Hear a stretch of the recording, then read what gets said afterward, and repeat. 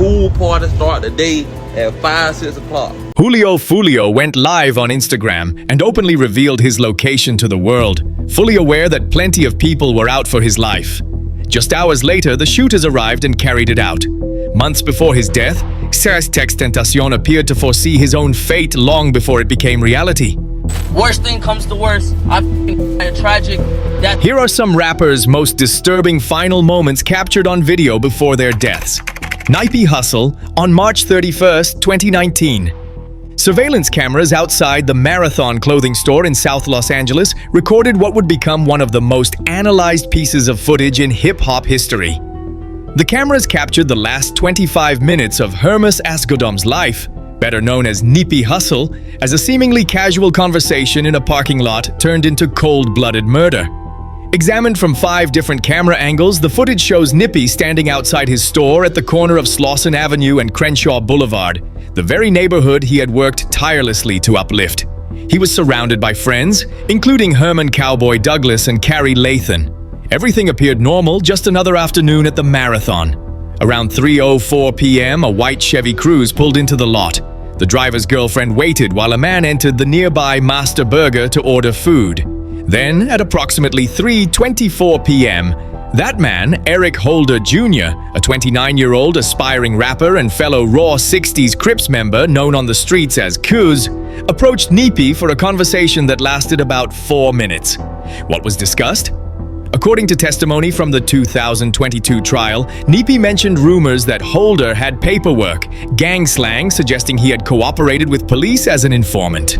Holder denied it, but feeling disrespected, he left the scene, only to return around 3:18 p.m., armed with a .40 caliber handgun and a revolver. The surveillance footage shows what happened next in brutal clarity. Holder opened fire, unloading roughly 10 rounds. He walked away briefly, then returned twice more to continue shooting while Nipsey lay on the ground. In a final act of viciousness, he kicked Nipsey in the head before fleeing to a waiting getaway car in the alley. 2 bystanders were wounded, Lothan in the back and another man in the abdomen. Nipsey was rushed to the hospital but succumbed to gunshot wounds to the head and torso at the age of 33. What makes this footage especially haunting is the context surrounding it. Nipsey had been scheduled to meet with the LAPD the very next day to discuss ways to curb gang violence in his community.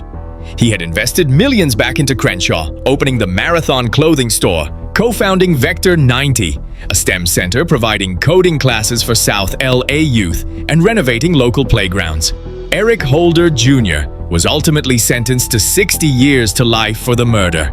XXXTentacion. In the days and weeks following June 18, 2018, one video began circulating across social media with almost supernatural intensity. It was an Instagram live recording of Joss Onfroy, known to millions as XXXTentacion, speaking directly into his camera about the possibility of his own death. Alright, let's say worst thing comes to worst, I a tragic death or something, and I'm not able to see out my dreams. I at least want to know that the kids perceived my message and were able to make something of themselves and able to take my message and use it and turn it into something positive. The 20-year-old rapper's words carry a different weight now.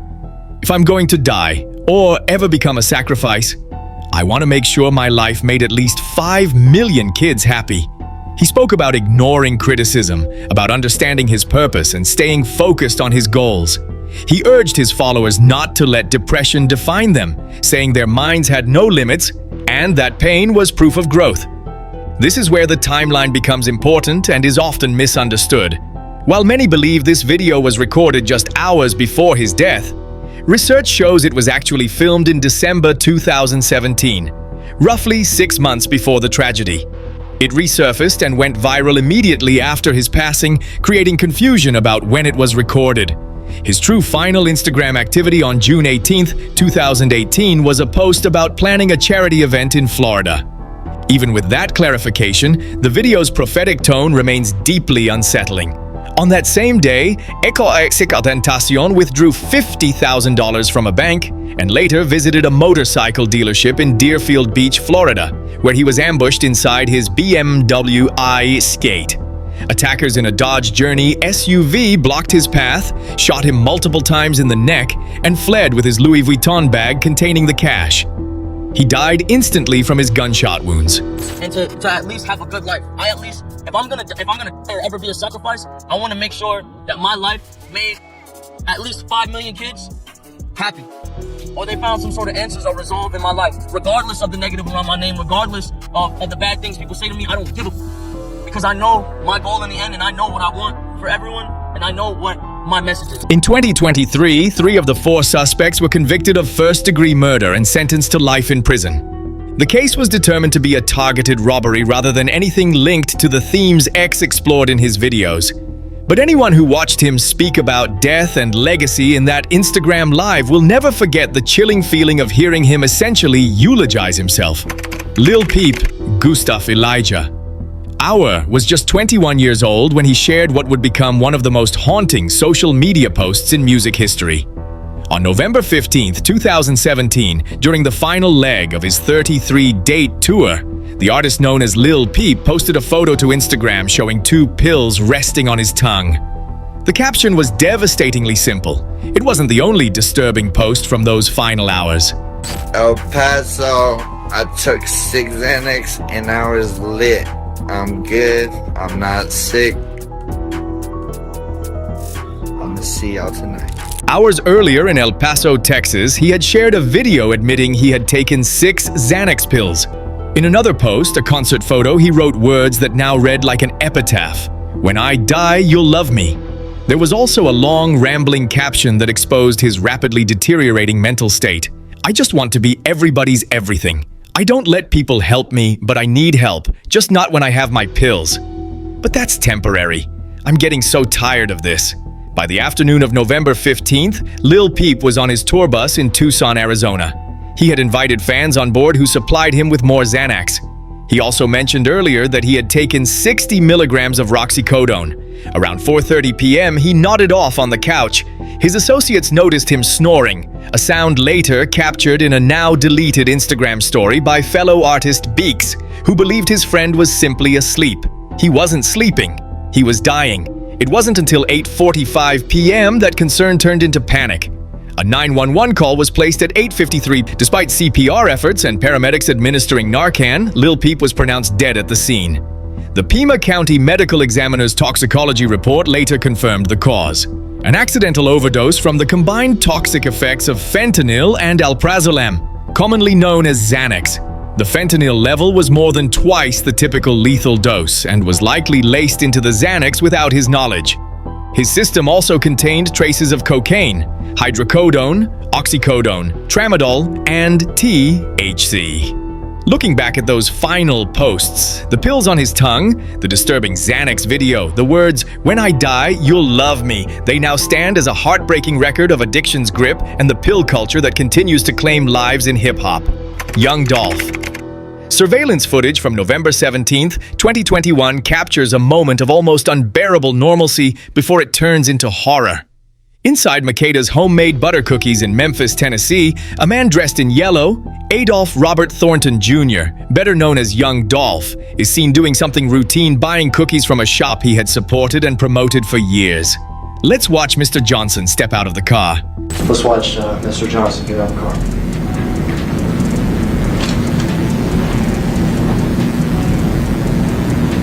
You can stop it here. This is Dolph here. Remember, he was wearing the yellow. The 36-year-old Memphis rapper was in town for community events, including his annual Thanksgiving turkey giveaway. He had just donated 200 turkeys to the West Cancer Center days earlier. Around noon, he stopped at Makeda's, a place he loved. He wasn't traveling with bodyguards that day, choosing instead to move low-key in his hometown. What the store cameras captured next has been replayed in courtrooms and dissected across the internet. A stolen white Mercedes-Benz pulled up. 2 assailants stepped out and opened fire through the window, striking young Dolph 22 times in the head, neck, torso, and arms. He died at the scene. The investigation revealed this was no random act of violence. It was a coordinated hit tied to his long-standing feud with Yoati and Collective Music Group. Prosecutors allege that Anthony Big Juke Mims, Yoati's brother, who was himself killed in 2024, had offered a $100,000 bounty on young Dolph's life. This wasn't the first attempt on his life. In February 2017, over 100 rounds were fired at his SUV in Charlotte, but bulletproof panels saved him. In September 2017, he was shot multiple times outside a Hollywood hotel and required surgery. He even titled his next project Bulletproof as a testament to his survival. But the cookie shop offered no such protection. Justin Johnson was convicted of first-degree murder in September 2024 and sentenced to life plus 35 years. Cornelius Smith, who testified that he and Johnson followed Dolph and fired for $40,000, pleaded to reduced charges. Meanwhile, the alleged mastermind, Hernandez Goan, was acquitted in August 2025 after a 4-day trial. The surveillance footage of Dolph casually buying cookies, a simple act of supporting a local business, juxtaposed against the calculated execution that followed, remains one of hip-hop's most haunting visual records. Julio Foolio. Charles Andrew Jones II had survived more than a dozen assassination attempts by the time he turned 26.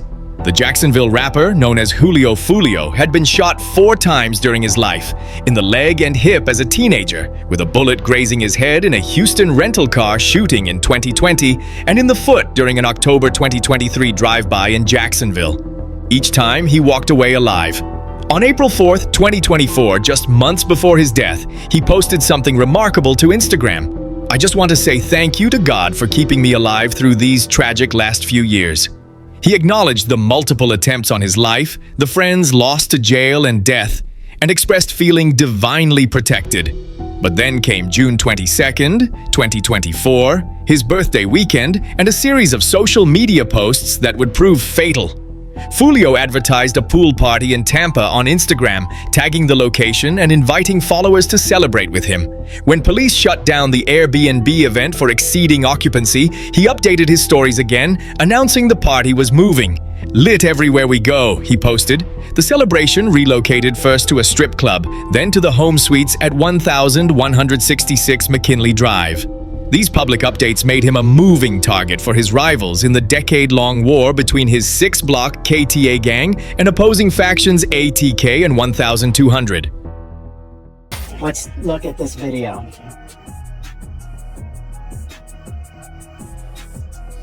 This is at the hotel, and you can see the shooters are getting in position for their planned out murder.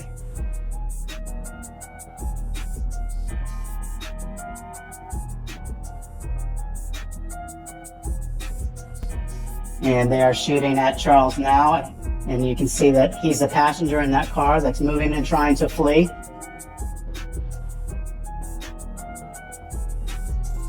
And again, they're still shooting at him. Around 4:38 a.m. on June 23, 2024, the ambush came. Rivals who had tracked his location from Jacksonville opened fire with over 100 rounds from a handgun and 2 rifles equipped with brass catches. Foolio was struck in the heart, lungs, and aorta. 3 others were wounded but survived. He was just 26 years old. The tragic irony wasn't lost on fans familiar with his music. In his track When I See You, Foolio had rapped about an enemy who went out to eat on his birthday, 4 shot, 3 dead. His own death mirrored those lyrics almost exactly, 4 shot, 1 dead on his birthday weekend. Alicia Andrews, convicted of manslaughter by October 2025. The attack was premeditated revenge in a feud that had claimed dozens of lives on both sides. Takeoff. The final Instagram story posted by Kersnik Karibol on November 1st, 2022 seemed innocuous at first glance. The 28-year-old Migos member, known as Takeoff, shared a photo of himself outside 810 Billiards and Bowling in Houston, smoking and enjoying the night. Playing over the image was a song by Playboi Carti titled Stop Breathing. Hours later, Takeoff would be dead shot in the head and torso during an altercation at that very bowling alley. He was the victim of a dispute over a dice game he wasn't even involved in. The coincidence of that song title has haunted fans ever since. Social media erupted with posts noting, "The song on Takeoff's last IG story is called Stop Breathing. Damn."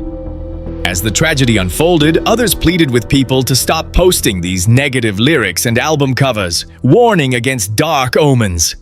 But there was nothing Takeoff could have predicted about what would happen around 2:30 a.m. that day. He and his uncle Quavo had attended a private party at the bowling alley when an argument over a dice game escalated between groups. Video footage shows Quavo arguing with Takeoff standing nearby, completely uninvolved. Then gunfire erupted from at least 2 weapons. You're gonna hurt somebody, bro. Takeoff was struck in the head and torso. He was pronounced dead at the scene. 2 others suffered non-fatal injuries. What made this loss particularly devastating to the hip-hop community was Takeoff's reputation. Unlike many artists entangled in drama and controversy, Takeoff was known as the quiet, unproblematic member of Migos, the one who avoided beefs, stayed out of headlines, and focused purely on his craft. Viral clips showed him humbly deflecting praise, always emphasizing the group's success over his own. Bro just made music and kept himself to himself, as one tribute noted. Patrick Xavier Clark was arrested and charged with murder in December 2022. Evidence included surveillance footage and fingerprints on a wine bottle he allegedly held while firing. As of late 2025, the case continues, with a pre-trial conference scheduled for January 2026. That final Instagram story, Takeoff vibing to stop breathing before his own breath was stolen, remains one of hip-hop's most unsettling digital artifacts. Raleigh bands. Sometimes the final video isn't eerie because of prophecy or coincidence. It's disturbing because it directly triggers the violence that follows. Such was the case with Ari Jawan Williams, the Tampa rapper known as Raleigh Bands. On July 22, 2022, Williams posted a challenge to his Instagram story that would prove fatal within minutes. The message was defiant, almost taunting. "A lot of these know where I live. FRI, sleep in peace. If y'all want smoke, I'm at my crib in 5 minutes." And here go the post right here from Rolly Bands. Right here, see? A lot of these know where I live at for real. I sleep in peace.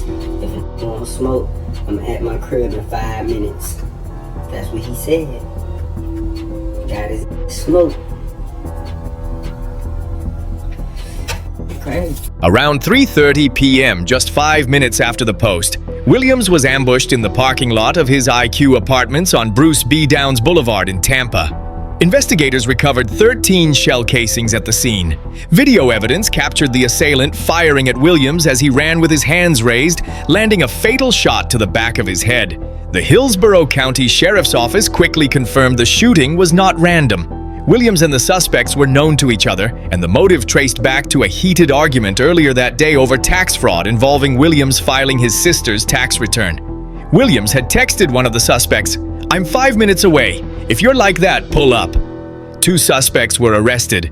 Darren Day, 25, was apprehended by U.S. Marshals and charged with first-degree murder as the driver of the BMW used in the attack. Demon Speed, 29, was identified as the shooter through video and phone evidence. Speed had an extensive criminal record and was on probation after a June release from jail. Williams was only 27, leaving behind his 6-year-old daughter, Kashmir, whom he often called the only person I live for. A vigil and balloon release were held at Rowlett Park in Tampa on August 5, 2022. The 5-minute gap between post and murder starkly illustrates how social media interactions can have deadly consequences in today's rap scene. PNB Rock. What appeared to be a harmless Instagram post, a photo of fried chicken and waffles, would spark one of the most debated questions in recent hip-hop tragedy. Did a simple location tag cost Rake Heshimalin his life? On September 12, 2022, the Philadelphia rapper known as PNB Rock was dining at Roscoe's House of Chicken and Waffles in South Los Angeles with his fiancée, Stephanie Saibon Huang. She shared the meal on her Instagram story, geotagging the restaurant. At 1:17 p.m., a gunman entered, confronted them, and demanded jewelry valued at $500,000. When PNB Rock did not comply quickly, he was shot 3 times in the midsection and died at the hospital at 1:59 p.m. He was 30 years old. Early reports, including LAPD statements, suggested the Instagram post led the gunman to the location, and the internet quickly blamed Saibon Huang, with some even claiming she set him up. However, surveillance footage released in 2024 told a different story. The video shows individuals inside the restaurant casually interacting with PNB Rock shortly after he arrived, fist-bumping him and appearing friendly, before leaving to coordinate the robbery. This suggests the crime was a planned setup orchestrated by spotters inside, independent of social media. Sibun Huang spoke about the trauma, revealing that PNB Rock saved her life by pushing her under a table when the gunman aimed at her, threatening to shoot if she did not hand over her belongings. On the one-year anniversary, she shared her ongoing battle with depression. Freddie Lee Trone, who allegedly orchestrated the robbery and sent his 17-year-old son to carry it out, was convicted in August 2024 and sentenced to 31 years to life.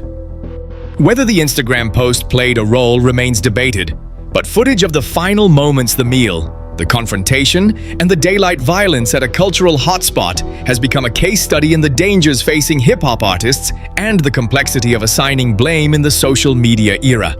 King Von. Surveillance and body camera footage from November 6, 2020 captures chaos from multiple angles, showing the brutal reality of life for artists in the rap scene.